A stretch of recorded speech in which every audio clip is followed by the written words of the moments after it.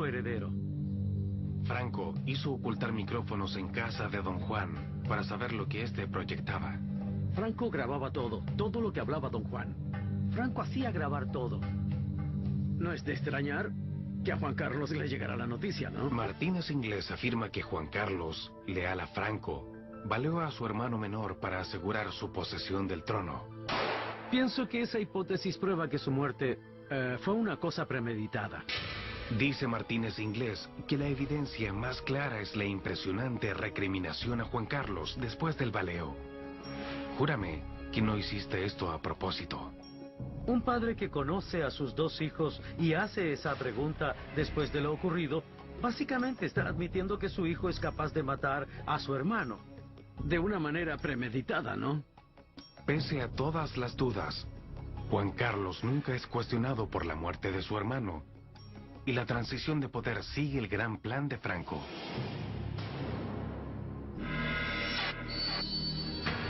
...1969, Madrid, España. Después de 38 años como dictador, Franco finalmente proclama que el príncipe Juan Carlos, y no su padre, le sucederá en la regencia de España tras su muerte. España está en la singular situación de tener un rey designado al trono por un dictador. Es un caso extraordinario. 6 años después, en 1975, muere Franco. Por primera vez desde 1931, un rey de la Casa Borbón rige en España.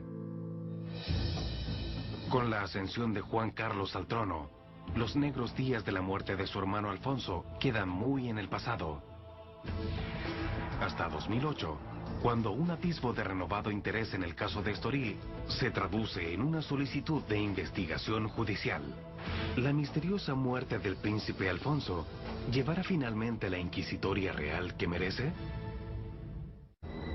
Por 52 años, la muerte del príncipe Alfonso de Borbón ha estado sumida en el misterio. Con el tiempo, unos pocos han preguntado por qué nunca se hizo una investigación oficial. Muchos creen que querían proteger a su hermano, el rey Juan Carlos. Pero el silencio prevalece hasta el 2008.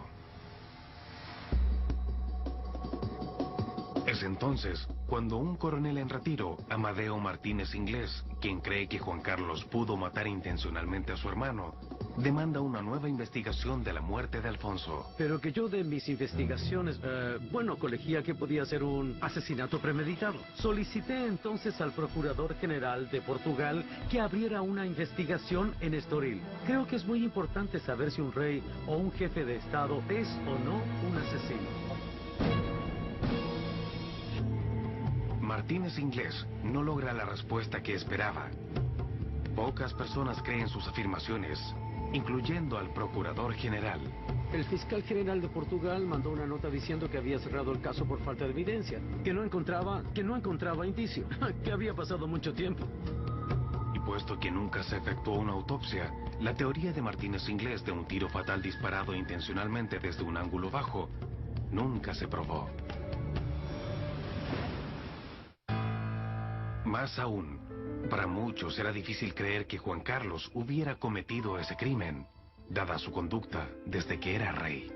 Creo que hubo muchas expectativas diversas cuando Juan Carlos asumió. Juan Carlos era rey porque Franco lo había elegido. Lo razonable era suponer que habría cierta clase de continuismo. Muchos españoles esperaban que el nuevo rey sería un mini Franco. Pero lo que obtuvieron fue muy distinto. Lejos de continuar las políticas de Franco, Juan Carlos procedió a desmantelarlas. Reinstaló una monarquía constitucional y dio pasos audaces para ingresar a España a la democracia. Finalmente, Juan Carlos transfirió gran parte del poder monárquico a un gobierno democrático. Como resultado, hoy es considerado como uno de los gobernantes más populares del mundo iberoamericano. Sobre todo me parece que se ha rendido un gran servicio al bien común de los españoles. Pudo haber seguido cualquier rumbo, pero tomó el que conocemos, el de la democracia. Tomando en cuenta que Juan Carlos no siguió los pasos de Franco, para muchos es difícil creer la teoría de Martínez Inglés de que Franco hasta hizo que lavaran el cerebro al príncipe para que matara a su hermano. Sí, mire, cualquier especulación que se haga sobre eso Fue un accidente lamentable, fue un doloroso accidente que le pudo haber ocurrido a cualquier familia. El libro de Martínez Inglés fue generalmente desestimado cuando se publicó, pero aunque la mayoría no creyó su teoría de que Juan Carlos mató a Alfonso, no hay duda que esa muerte ha tenido un efecto persistente en el rey. Se especula respecto a un aura de melancolía en Juan Carlos, y que fue ese hecho el que lo marcó por el resto de su vida. Marcó mucho a don Juan Carlos porque ver a su hermano morir le privó de la alegría de vivir. Esa la perdió y la verdad es que no la recuperó nunca. Octubre de 1992, Madrid, España. 36 años después del veleo y 17 años después que asumiera el trono, el rey Juan Carlos hizo su primer y único gesto público hacia su hermano. Don Juan se sintió enfermo de muerte y deseaba que su hijo regresara a España y fuera sepultado en el Panteón Real. Juan Carlos dijo sí y trajo a don Alfonso al país. La ceremonia familiar en la cripta real de El Escorial, cerca de Madrid, fue privada.